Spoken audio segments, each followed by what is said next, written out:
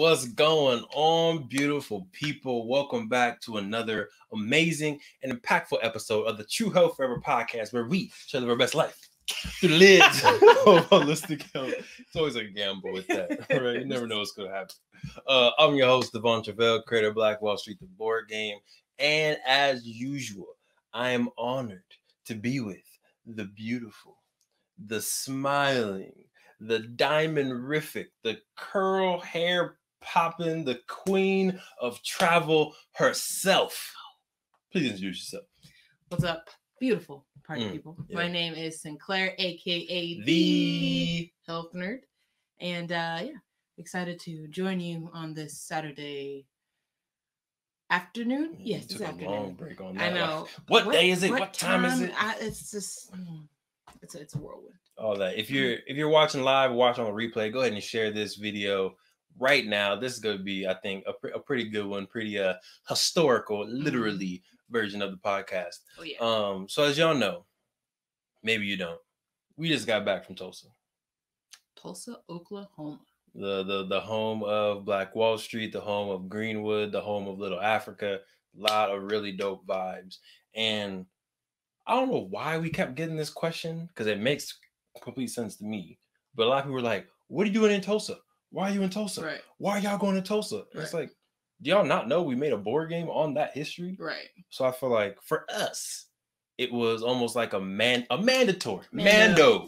that was the word of the trip. Mando trip to go out there, go to the source of the history that we've built the board game on, go to the source of the history that we kind of, at least I know I connect to it. I feel like you're definitely on that wave too, of Black wealth, financial literacy, Black excellence. Like, why not go to one of the root cities, one of the meccas, as we call it, for Black independence and cooperative economics?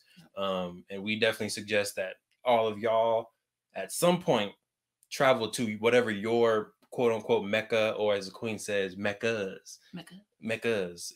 What that is, right? For us, for wealth, it's going to be Greenwood. It's also going to be Ghana. It's also going to be Jamaica. It's also going to be Cuba. It's also going to be, I'm trying to think of another place that's a Mecca for us. We've been to Brooklyn already, but kind of Brooklyn for the hip hop culture. You have another one? I feel like in terms of just healthy living, I feel like Costa Rica has always been a place that I've wanted to go, because I feel like they just embody everything that is living naturally, living healthy, living an active lifestyle. Like, they do it right. So that's one of the reasons why I really want to go there. Nice. Let's put it on the list. So long story short, y'all definitely, we traveled there. We'll get into a little bit further on why we did in our journey, but highly encourage anyone listening to travel to your Mecca that really identifies with your identity or with the values of your life. But without further ado, let's get into the episode.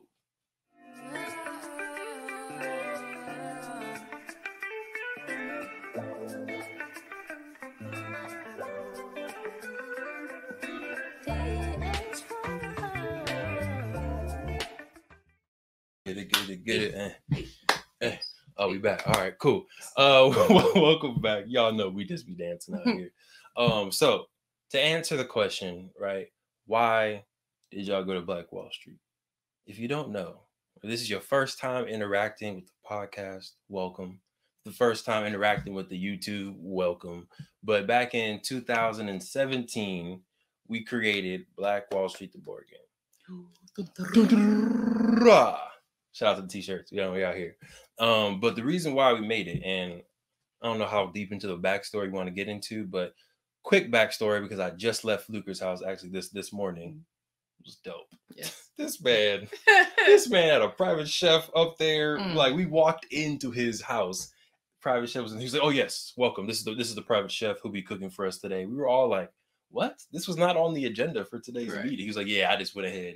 We go into the backyard set up all nice with gold plates and stuff, like a gala almost. In his backyard, he has a nice little gazebo. They're like, "Oh, how you doing, King? What would you like on the menu?" Go ahead and circle. They had printed menus. Wow. Go ahead and put your name on it, King, and let me know what you want. I'm like, where am I right now? Can I just tell you a quick backstory? So when you left, I was like, let me make my coffee.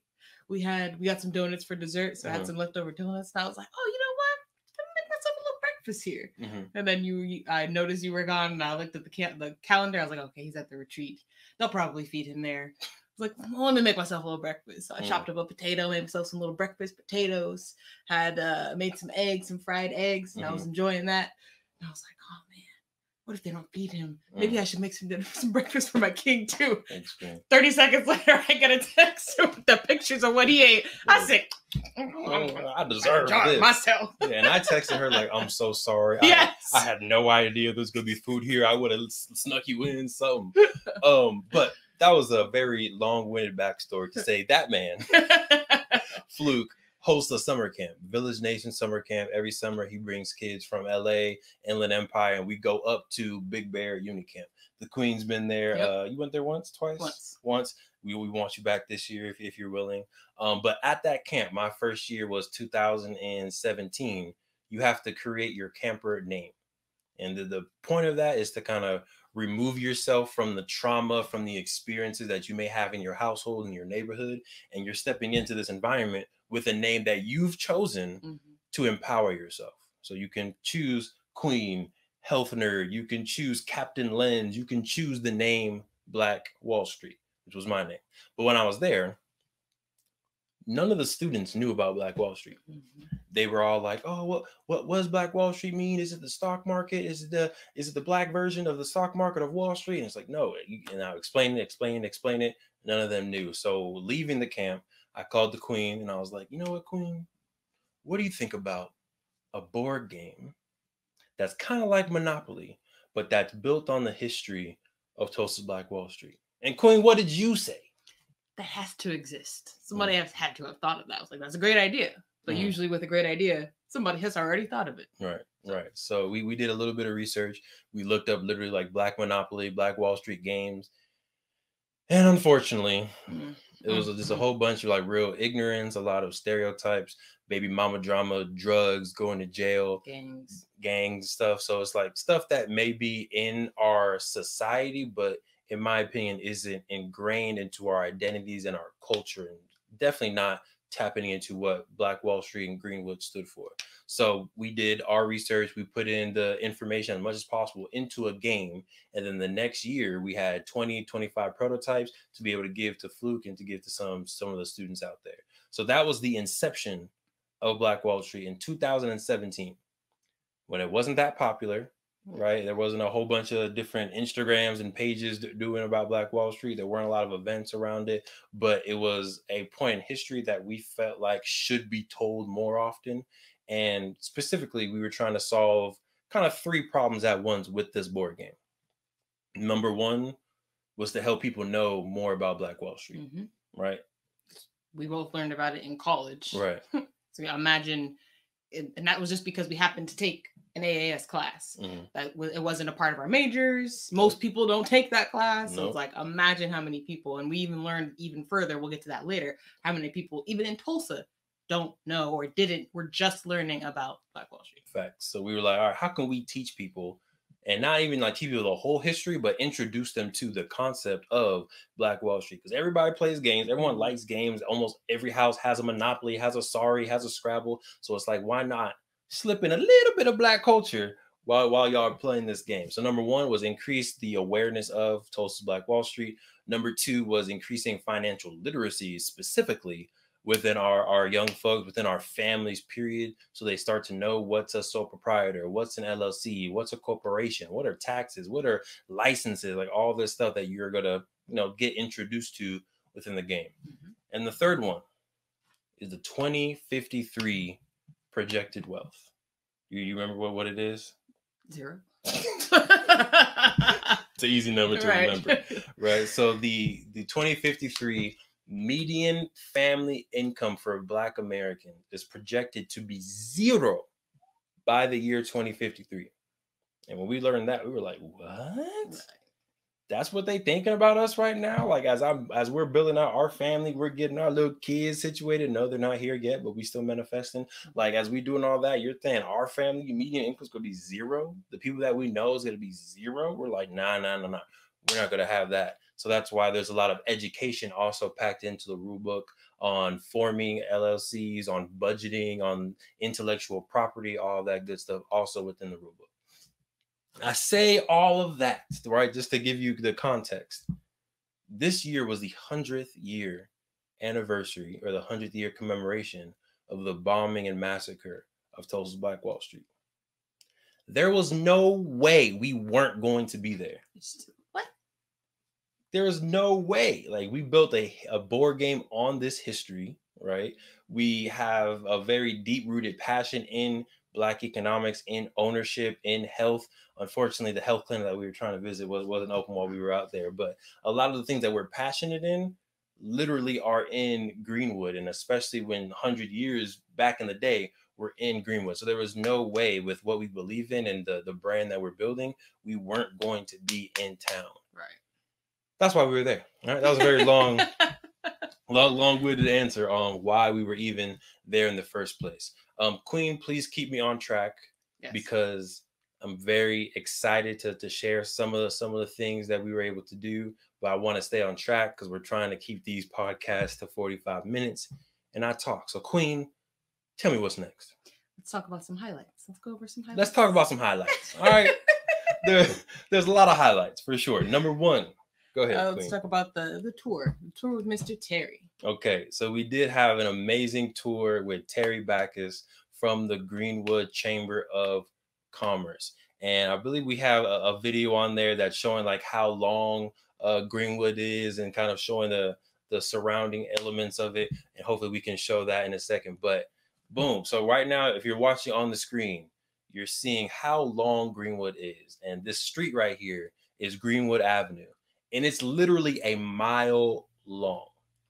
Right. So we read about Tulsa Black Wall Street. We read about the 600 Black owned businesses. We read about the almost 10,000 people that were living within Greenwood. We learn about this stuff in books.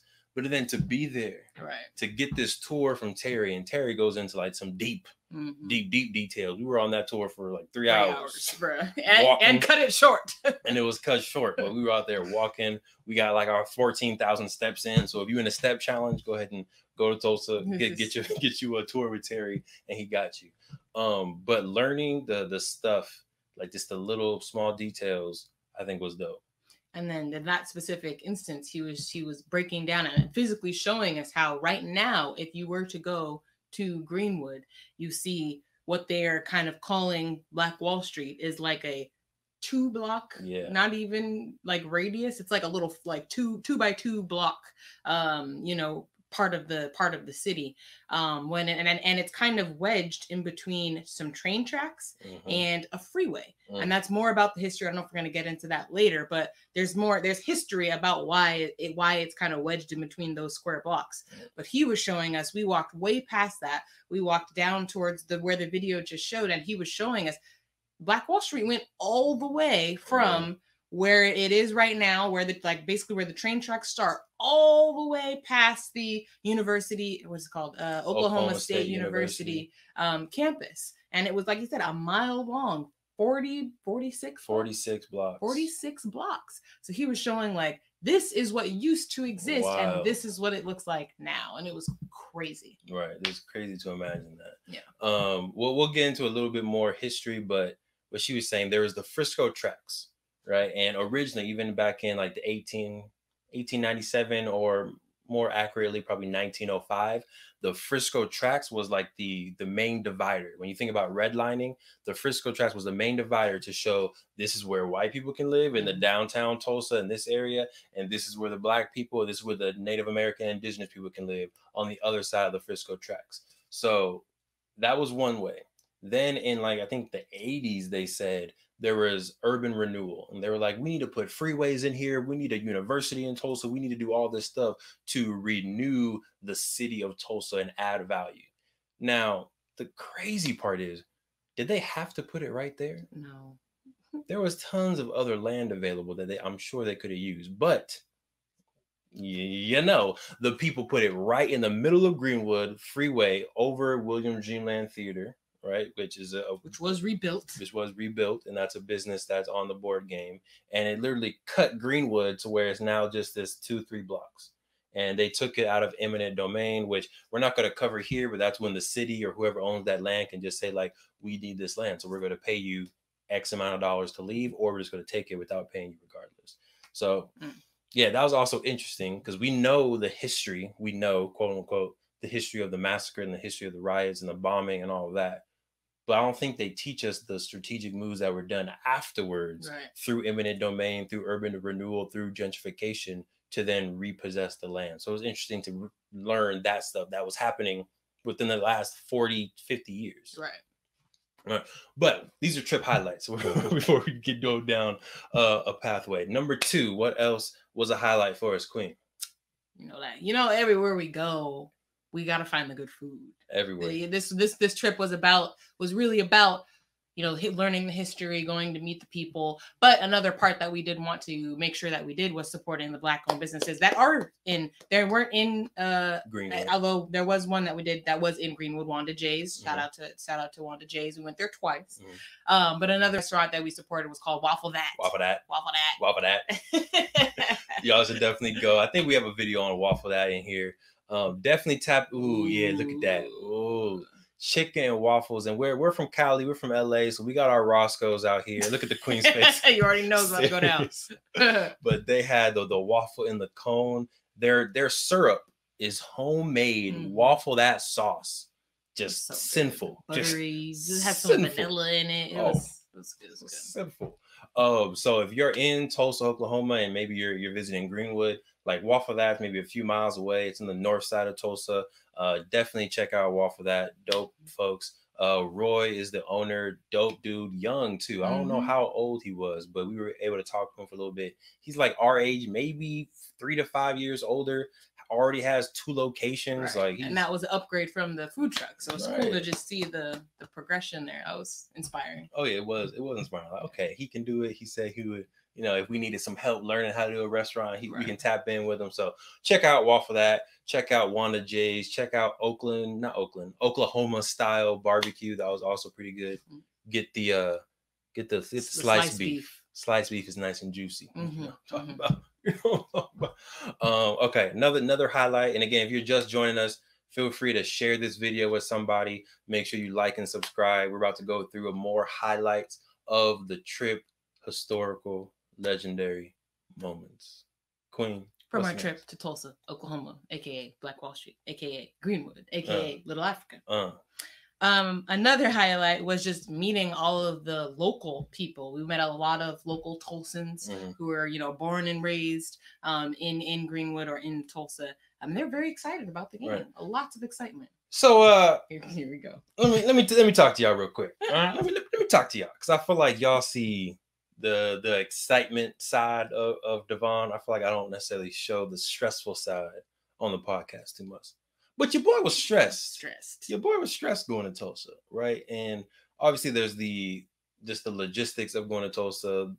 That's one side, which the Queen did a phenomenal, galactic, amazing job setting that up to where I really don't have to worry about that too much. But it was that still slight imposter syndrome, right? Even though you made this board game, even though I know the history that I know, right? Which I learned other history that I didn't know, but I know what I know about Black Wall Street, put it into a game, but there's still that slight imposter syndrome about going to the source with something about the source and seeing how that community, how that culture is going to react to something that you made almost about them in a slight way because they lived there. Maybe some of their descendants lived there. So it's like you made something about them and now you're presenting it back to them. So I was definitely, you know, a little bit nervous, a little bit anxious about that exchange, about that conversation. Even Terry was like, who did the research for this board game? I was like, me? He was like, okay. And the funny thing is, like, in that moment, like, we all pointed to you, like, with pride of, like, this is the guy. He knows all the stuff. And I feel like you were kind of like hesitant. Yeah, like, it was me. I did it, Terry. What's up? But even him, like when we opened up the Masterpiece Edition, he was like, okay, I see you. I was like, all right, cool. So it was a dope feeling, right? To get off the plane feeling a little bit anxious. But and then literally the first day when we hit Greenwood, we brought our 5 games trying with all of our might. We did try. We really tried. We were trying with all of our might to give these games away for the free, right? So we walked up. already met someone that I knew. I was like, hey, what's up, Masai? Can we stop here? It doesn't matter where we go. Somehow this man knows somebody everywhere we go. I promise you, we left the hotel and within 10 minutes in Tulsa, Oklahoma, we don't know anybody there. We don't know anybody there. Within 10 minutes of leaving the hotel, tapped in. He said, Masai! I was like, you gotta be kidding me. Tapped in, right? So it's one, having a good memory, right? Shout out to Faces. I don't forget Faces. But then it's, hey, man, when you tapped in and when you go places that kind of have the same value, right? And you know people have the same value, like you end up traveling to the same spots.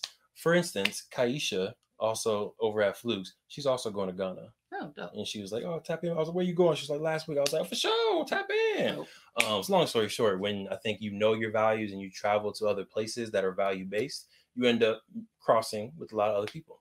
So long story short, went down to Greenwood carrying our boxes. I'm just like, man, I hope we can somehow give these games out. What if people don't want them? Oh man. 3 minutes later, we're just like, here's a game. Here's a game. Here's a game. Who are you?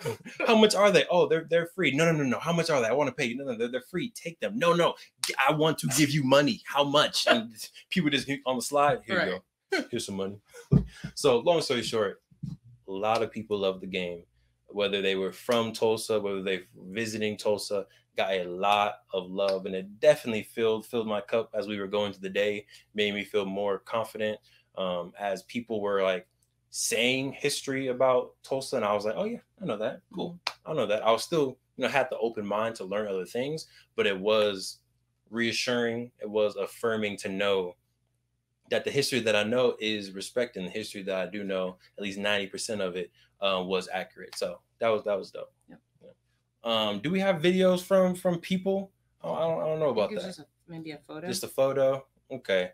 But this was the Greenwood Rising event that's on here right now. So this was June 1st, right there at the entrance of, hey, there's me dancing. I was excited. And holding the game. That's literally how you walked around the whole time. Literally every day, every event, we had games with us. And every day within like the first 5-10 minutes, most of those games were gone. Gave out a lot of cards, made a lot of great connections. But yeah, it was a dope experience. Queen. Probably the most honorable highlight yet. That wasn't planned. That was not planned. Meeting the living survivors. Oh yeah, and you want to talk about this one before we show this video? I feel like that was the honor that was yours. It definitely was mine as well, but I wanted to get your opinion from the other side. Yeah. So it was, and I don't know, I'm going on the whole backstory, but long story short, we were able to meet the 2 of the 3 living survivors. And that was Mother Fletcher and Uncle Red. Mm-hmm.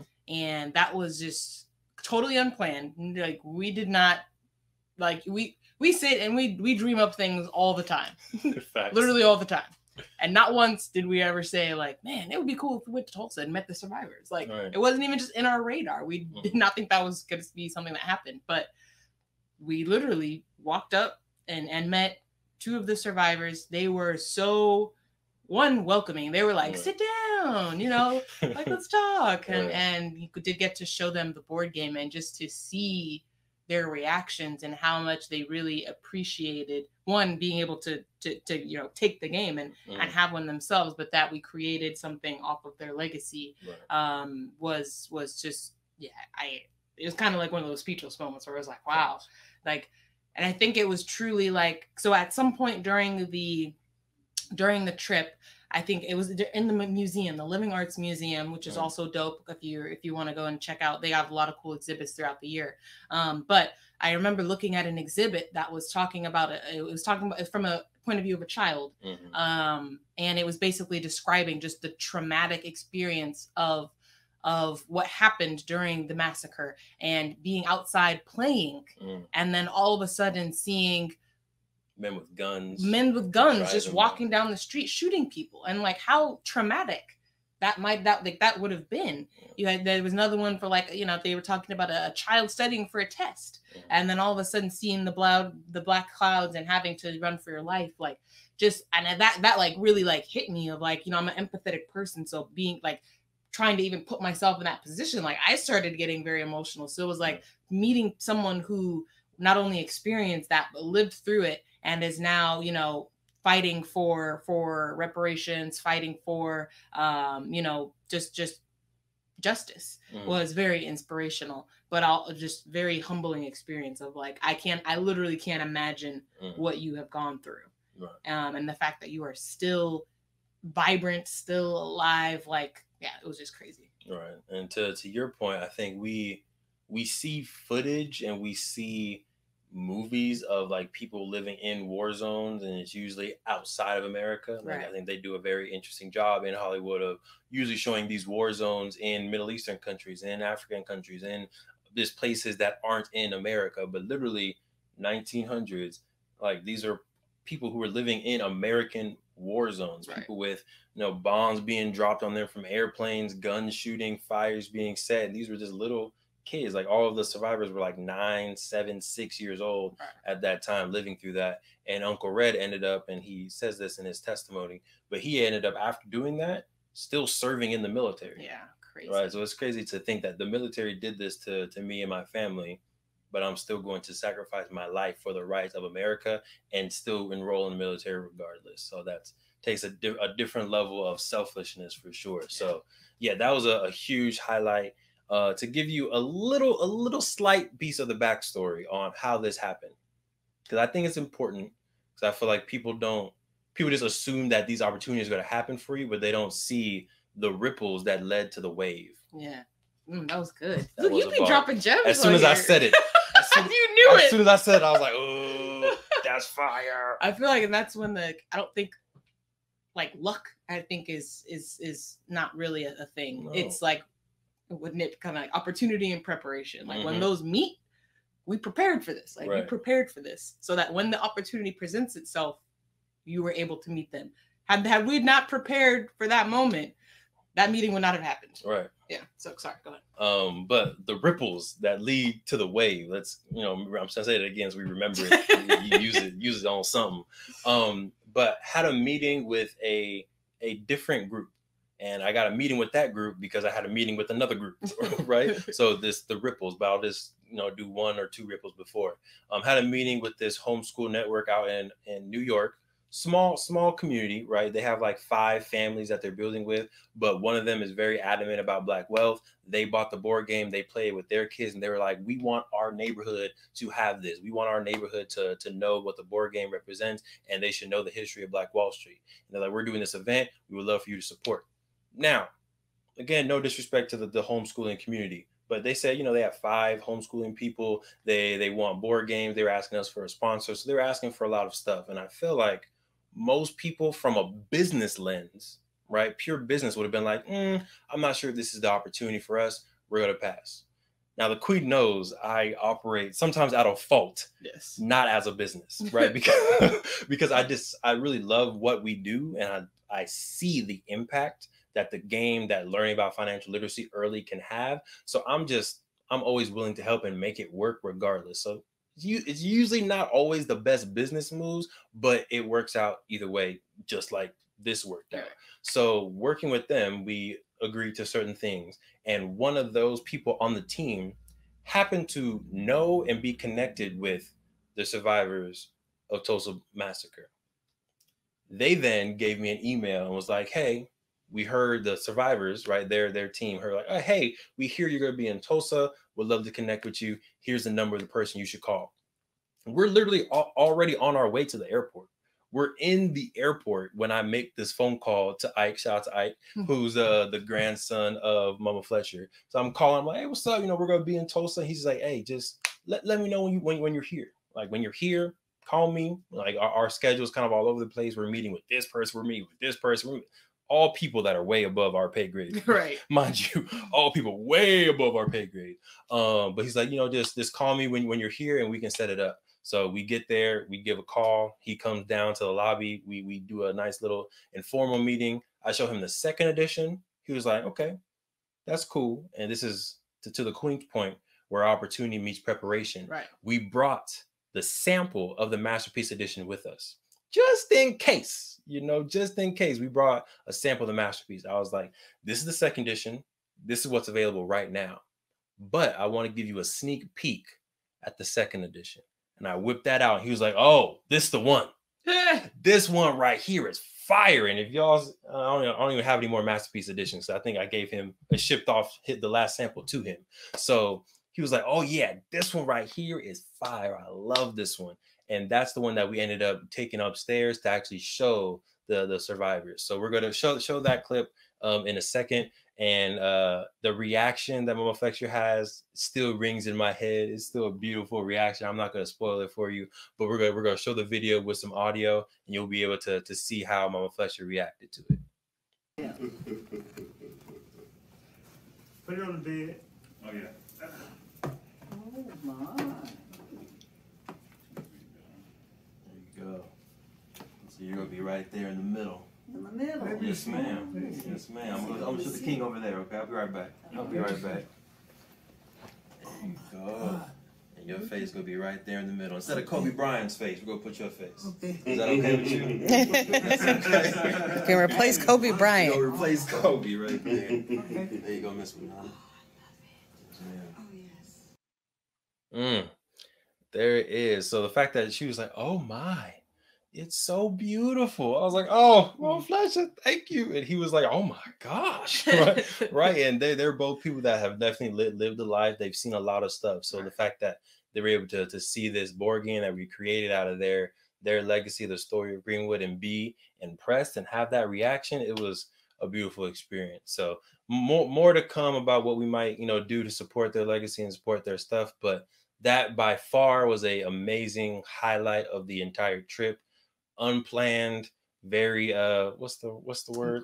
Impromptu, spontaneous, and again the ripples that lead to the wave, right? So you're out there, just focus on the small, keep doing those small things. That big moment, I want to go on the Oprah show, I want to make $1 billion, I want to fly in a private jet, like all that dope, real cool, big stuff, that's coming. That's the wave. But you need to focus on those ripples, those little things that you can do before you get there.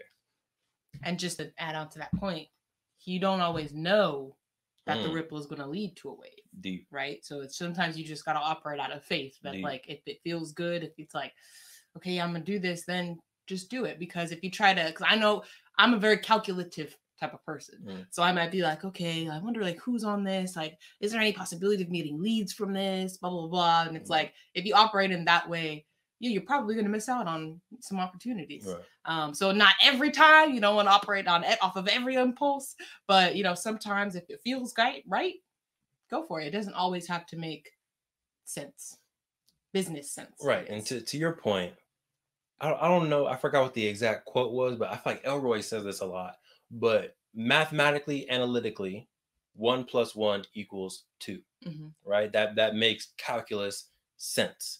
But sometimes when you're operating in the world, 1 + 1 can equal 3, to the sense that you do this opportunity, right? And this opportunity was I sold board games to a mobile bookstore, which was again a very interesting thing. They were like, hey, we want board games. I was like, cool, let's set this up. Here you go. They sold board games to this homeschooling network, and that's how I got connected to the meeting. And then equals a meeting with the survivors. That those two sides of the equation are not equal, right? Doing these two things, very small, easy things, in no way should have led to that amazing, legendary, priceless moment. Right. But it did. So sometimes 1 + 1 can equal 3. So for you, like the Queen's or 12 or infinity, like goodness. So just do the small things, but in brand, right? Don't do the small things that don't make sense, that are outweighed, like small things that are in brand, what you believe in, what you love in your heart. Do those small things because you don't know what it can lead to. Yep. I don't know. Do we have some more pictures and videos you want to show with the game? I don't know. Feel free, Jair, shout out to Jair, our man in the background doing his thing. If we have any more videos on specifically the games, we can show those. We got a video right here of the Queen in front of the Greenwood Rising Historic Center. This was a huge kind of donation and energy and effort put towards creating this monument at the heart, at the opening of Greenwood, to make sure as people are visiting, as schools are visiting, they would always have a place to come in. This is us in front of the economic empowerment. This was also impromptu. Yeah. This is also an impromptu, like everywhere we went, we came with board games, right? And the video dude from Channel 2, local news. We weren't even supposed to be in person at this event. That's why didn't you really think about it? Listen, we finessed our way in there. Listen, finesse, y'all. So, Queen, do you want to give this backstory? Yeah. So, I like you said, I did all of the logistics for the trip. So he kind of just let me know these are the events I want to attend, and I made it happen for all of our attendees. So, registered us for the event, maybe like a week and a half before the actual event. I registered for in person because I'm like, well, we gonna be there. But they also had a virtual option. So like a couple days before the event, they email like, oh, here's your virtual opportunity. Here's the link to the virtual meeting. And I'm like, I emailed back like, oh, thank you very much. I actually registered for in person.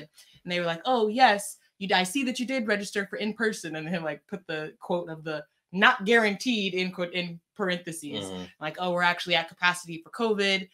So you'll have to do virtual. And I'm like, dang, like we're gonna be there in person. The king said he wanted to go to this conference. Like, we got to make it happen. So I'm like, can we like go in like the day of, if people don't show up, can we like maybe just sneak in? And she was like, we're already accounted for that. So we've actually given more tickets than we can let in the door because we know people won't show up.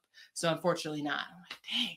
So I'm calling hotels, like, shoot, well, then let me at least get us like a little conference room. We can all sit there and, do the conference virtually, kind of feel like we're there. Right. So I'm doing that.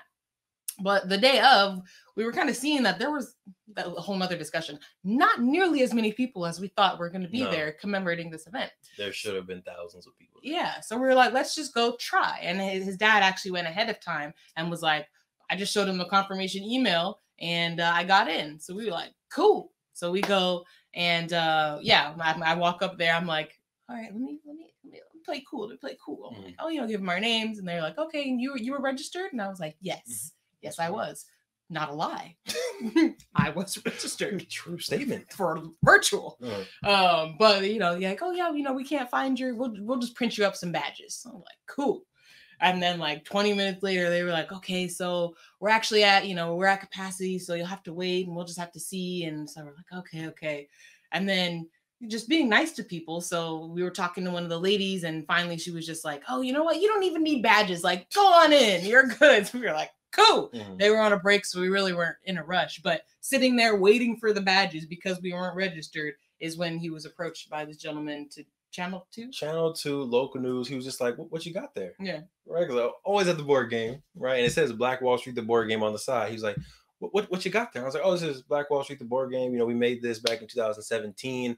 It's based on the history of Tulsa Black Wall Street. And he was like, oh, well, can I interview you? And I was like, yeah, like that's easy. We could do an interview all day. So he was like, cool. He set up the whole mic. He had his big old cameraman person. And for like a little 2-3 minute interview, we talked to local Channel 2 news out in Tulsa about the board game and why we created it, why we believe in economic empowerment. The fact that like this stats, I was able to just run off stats about Black wealth and the inequities of Black wealth, a comparison to white wealth in America, off the top on news, talk about the board game. The ripples that lead to the wave. Just prepare yourselves. The wave is coming. Your wave is coming. But yeah, that was a dope, this little impromptu situation. Cool. Any other highlights before we go into manifesting?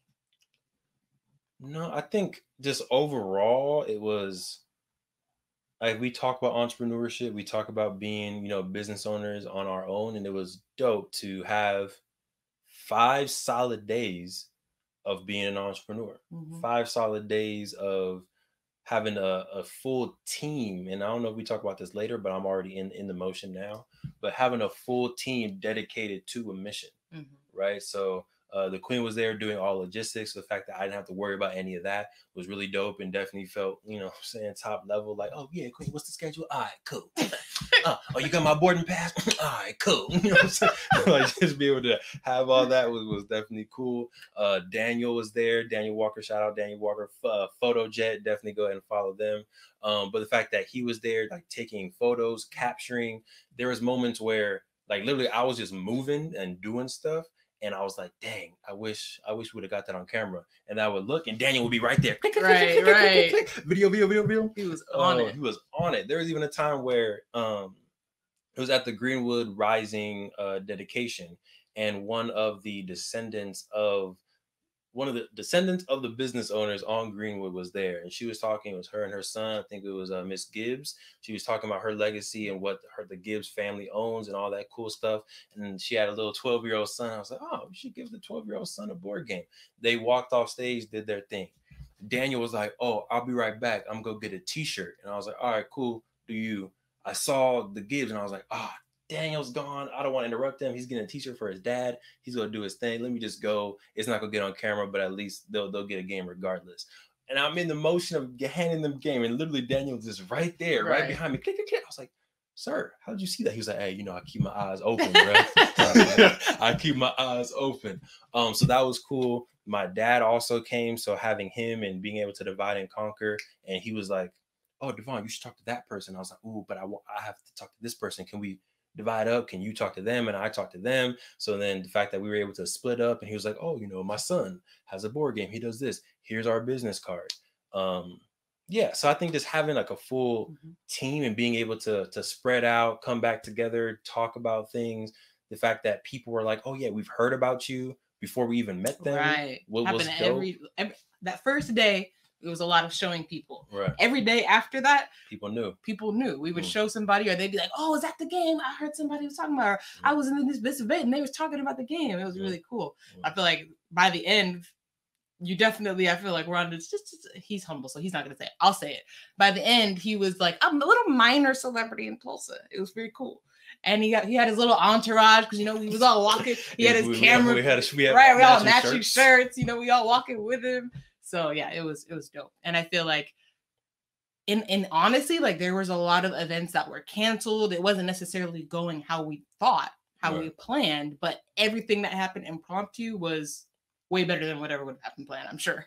We went to the Earn Your Leisure live podcast, which, in actually sitting there during the podcast wasn't that great, because we thought it was going to be something we could actually listen to, but it was in a very small venue. So we were kind of just standing outside, and it was pouring rain. So we were just waiting for the opportunity to maybe get to meet somebody afterwards, which we did. Yes, we did. It's very cool. Got to meet Rashad and hand him the board game, talk to him a little bit. So that was awesome. We got to meet. And I think like you're saying, like going somewhere with like-minded people who are all here. Apparently there was, lots of Miami was popping off this week, like lots of other places we could have been. But we thought this is where we need to be. Yeah. And as a result, we got to meet so many people. Right. We got to meet the survivors. We got to meet local Tulsans. We got to meet Rashad. We got to meet Reverend Jesse Jackson. Just chilling. Jesse Jackson. Oh, is that Jesse Jackson? How you doing, Jesse Jackson? Got to take a picture with Chris Gardner. Right. I got to see his last live event ever. And a signed book. Yeah, it's just... That was another impromptu thing, Chris Gardner, and we're getting on tangents now. So after this last one, we'll rein it back in. That's my job. My bad. I'm supposed to rein this in. Come on now, you play your role. But the fact that he gave his speech, we were leaving the conference, and he was right outside. And I think the Queen, you were talking to my dad and Jason about something, doing your thing, and about the conference, about the epic conference that I think we could play. And I was like, okay, that's cool. Yeah, I hear you, Queen. But then I locked eyes with Daniel. I saw Chris Gardner, and I was like, I just gave Daniel a sign, like, hey. So then I walked over to Chris Gardner. I was over there, and she was like, one of his assistants, like, would you like a picture? I was like, yes, I would. She was like, you got a camera? I said, he's right there. And then the Queen also, like, right. I was in the middle of conversation. I turned around. I said, where'd they go? Oh, I'm gonna be right back. I know what's going down. So then I was like, oh, Chris Gardner, this is my Queen. Can we take a picture? He's like, oh, this is the Queen? Yeah. Put her in the middle, and then we took a picture. It happened a lot. It did. It was like, hi, yeah, I'm Devon. This is the Queen. So yeah, there's a lot of impromptu, and I think overall my biggest takeaway is we have a dope team, and it was built around a lot of trust, built around a lot of love. So it's dope to see that we can put our team in Tulsa and really almost throw us in the fire, and we will come out shining, right? We'll come out with dope connections. We'll come out above all the fray. So just imagine what we're able to do once we put a team together and train our team, Right. once everyone has a card and we don't just have the one card with everyone's information on it, once we plan like official roles, like the fact that it went that smooth business wise and we didn't plan too much of it makes me hopeful for what we can do once we're full-time entrepreneurs, once we have folks trained, we have a real like just that. Yeah, I'm excited for the future, man. I'm excited. This is just gonna have to be a 2-part podcast. It is because we have a whole other section. Yeah. But what I wanted to talk about real quick is when you're talking about the team, it's also cool just again when you're there and you feel that energy from the people, it legitimately like inspirational because it's like I'm not necessarily the person like the salesman or the saleswoman or to be like, hey, you know, we got Black Wall Street board game, but there would be times when he'd be talking to someone and then, you know, someone else would literally come up and he'd be holding it in his hand or I'd be holding it because waiting for a picture or whatever. And they'd be like, oh, what's that? And I'm like, part of me, of course, the introvert in me wanted to be like, oh, you know, this Black Wall Street board game, he created it. He'll be in just 1 second if you just want to wait. But I was just like, hey, man, I'm part of the team. Like, let's go. Yep.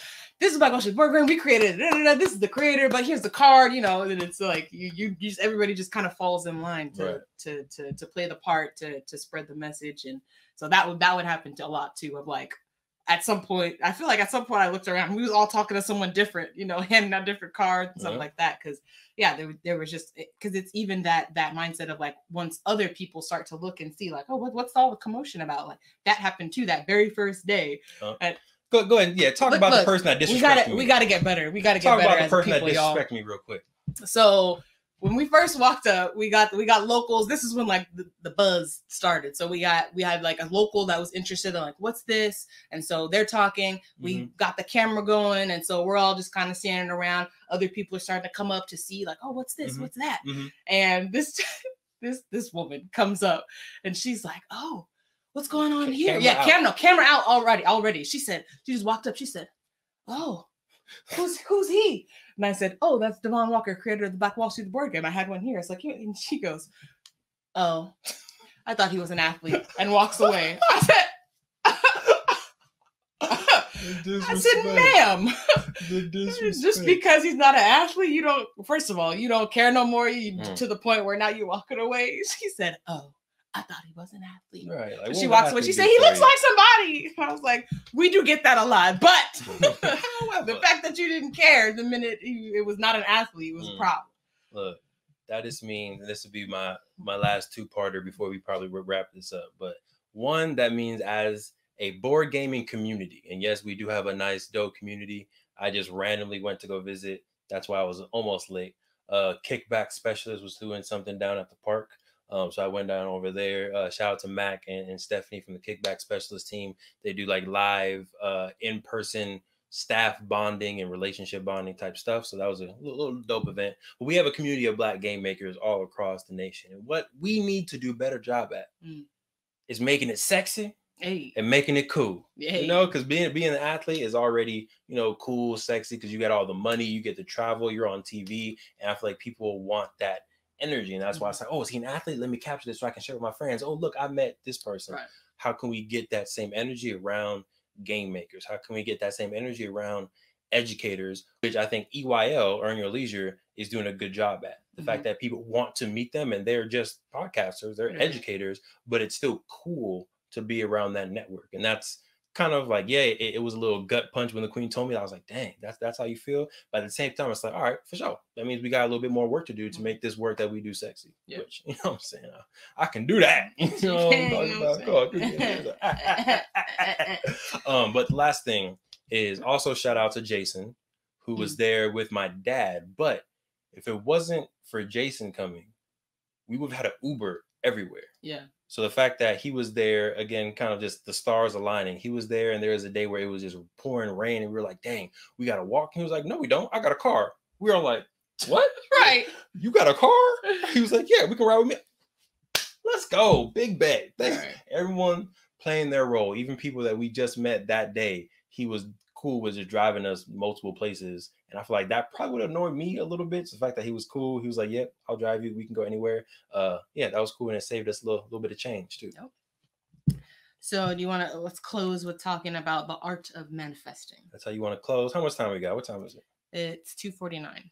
you know, I think we might need to do the art of manifesting as a whole different podcast. Okay, let's do it. Because that's it is a topic. Yeah. And knowing us, we go down. No, y'all know we like to talk, so we're definitely going to save the art of manifesting for a whole nother podcast. And we've talked about it a little bit, but to be able to talk about it, I think in the context of this trip, right, specifically, I think manifestation seems so abstract. Right. It seems so like, I don't know, does that really work? But I'm telling y'all, like, we literally manifested the out of this trip. Yes. And like, there's just so many things that just aligned perfectly because of all of the work that we've been doing for years. So I want to save that for maybe next week, or it can be the week after that. But we're gonna get y'all the art of manifestation in a little bit. Queen, we spent a lot of time talking about me today. My apologies, but don't apologize.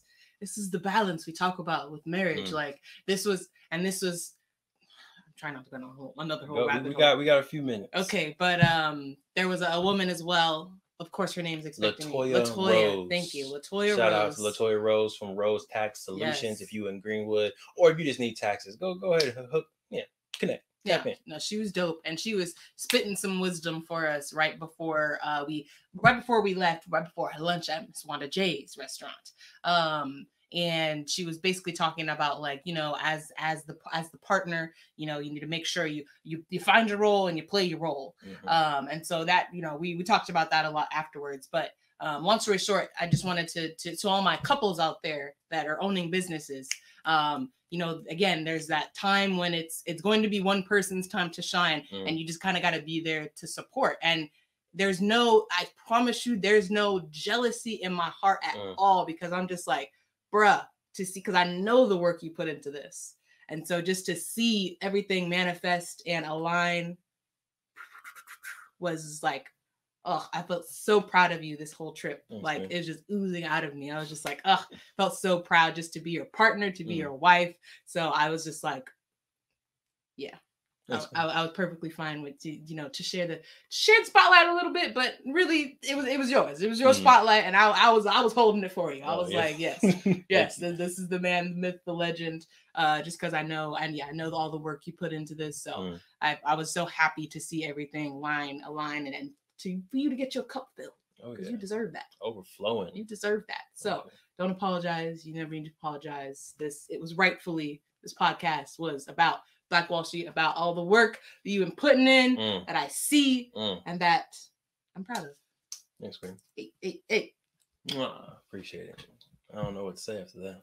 It's okay. So, one other thing that we did manifest, since we want to kind of go into our weekly check-ins, one other thing that we did manifest during the trip was like, shoot, especially after that first day, after we met the survivors, I was like, oh my goodness, this trip is about to be like, if this is how we start in day one, the rest of the trip is about to be crazy. And I was like, we had also just submitted an offer. If y'all know, go back to podcast. We're trying to invest in real estate. So we're trying to get this first investment property.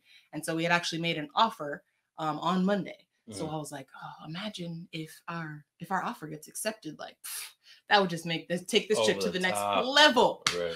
Tell me why our offer got accepted. What? Talk to us nice. Now, of course, you know, we waiting for all the pen and ink to be dry and everything. But the fact that, we literally I just was like, what if? Let me just put it out there so that the universe can make it happen. And again, that's not luck. We have been literally looking since October, a year, right?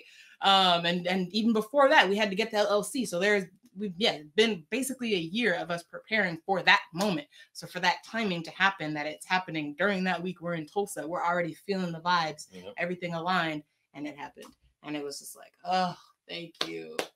It was beautiful. So this trip was amazing for multiple ways, but definitely we manifested, like you said, out of this trip. That's gonna be my new thing. All right. So we appreciate y'all. Definitely in the comments of this, go ahead and put what it is that you want to manifest. Right. If you're watching this on YouTube, on our channel, definitely like and subscribe. But put in there, what is it that you want to manifest? And don't even put a time frame on it, right? Just put something out there. What are you trying to manifest? What is the end goal? What is the dream? And then Next week, we're going to talk about the art of manifesting that exact thing, right? So the more examples that you can put inside of these comments, the more kind of a specific advice we can give you all next week as well. If you haven't already, head to playblackwallstreet.com, pre-order your masterpiece edition of the game. The reason why I haven't started to like promote and put the survivors pictures on stuff yet is because I feel like once we do that, the game's going to sell out really quickly. So I'm trying to give people who rock with us the opportunity to purchase the game first before we put them out there, and then everyone starts buying it. So if you haven't already, go to playblackwallstreet.com, pre-order your masterpiece edition of the game. We're going to start promoting pretty heavy next week, so go ahead and do that ASAP. You had some orders come in today or yesterday for your intermittent fasting plan and for your smoothies. Let's go. Hey, get it. So if you're trying to get that summer body right, if you're trying to just make sure your health maintains or improves during the summer, definitely go to truehealth4ever.com. You can get the intermittent fasting plan. You can get the 7 smoothies to live your best life. Those things are also on the Play Black Wall Street website, but you can go to True Health Forever. You pick your poison or pick your health. Pick your remedy. Pick your medicine. Pick your medicine. Yeah. We'll work on a slogan, but yeah. Go to True Health Forever. Website's right there. Thank you, Jair. And you can order all that healthy, beautiful stuff. Queen, any announcements or updates you want to give folks? I mean, that was the main one I wanted to give folks. Aside from that, nope. Just go get your smoothies. It's summertime. It's perfect smoothie weather. Right. It's hot. Gotta get something cold in your system. So that's what you should go get right now. There it is. Well, thank y'all, as usual, tuning in to the impactful True Health Forever podcast, where we try to live our best life through the lens of holistic health. I'm your host, Truvel, creator of Black Wall Street, the board game. I'm Sinclair, aka the Health Nerd. We hope y'all stay healthy. We hope y'all stay mentally wealthy. And of course, we hope y'all stay true.